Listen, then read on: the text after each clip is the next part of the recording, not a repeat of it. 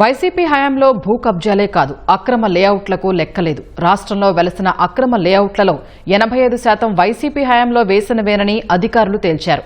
కోట్ల రూపాయల ప్రభుత్వ ఆదాయానికి గండి కొట్టారని గుర్తించారు.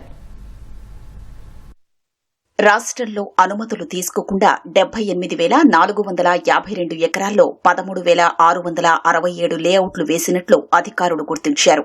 వీటిలో 85% పైగా వైసీపీ హయాంలో వేసినవేనని తేలింది. కూటమి ప్రభుత్వం ఎల్ఆర్ఎస్ తేవడంతో అనుమతుల్లేని లేఅవుట్లను గుర్తించేందుకు అధికారులు సర్వే చేశారు. 2019 నుంచి 24 మధ్య వేసినవే ఎక్కువగా ఉన్నాయని అధికారుల సర్వేలో తేలింది. వీటిలో కృష్ణా జిల్లాలో అత్యధికంగా 1591, తూర్పు గోదావరిలో అత్యల్పంగా 16 లేఅవుట్లు ఉన్నాయి. అనుమతులు తీసుకోకుండా వేసిన లేఅవుట్ల వల్ల ప్రభుత్వాదాయానికి గండిపడింది.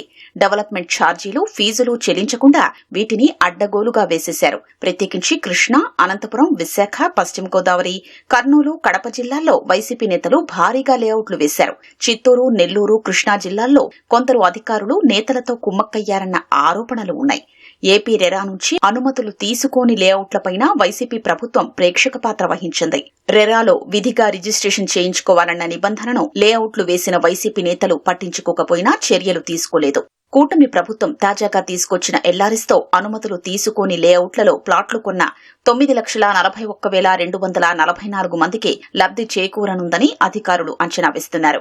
ఎల్ఆర్ఎస్ మరోసారి వచ్చే అవకాశం లేదని, అనుమతులు తీసుకోని లేఅవుట్లలో ప్లాట్లు కొన్న వారంతా వెంటనే దరఖాస్తు చేసుకోవాలని రాష్ట్ర పురపాలక, పట్టణాభివృద్ది శాఖ ముఖ్య కార్యదర్శి సురేష్ కుమార్ సూచించారు.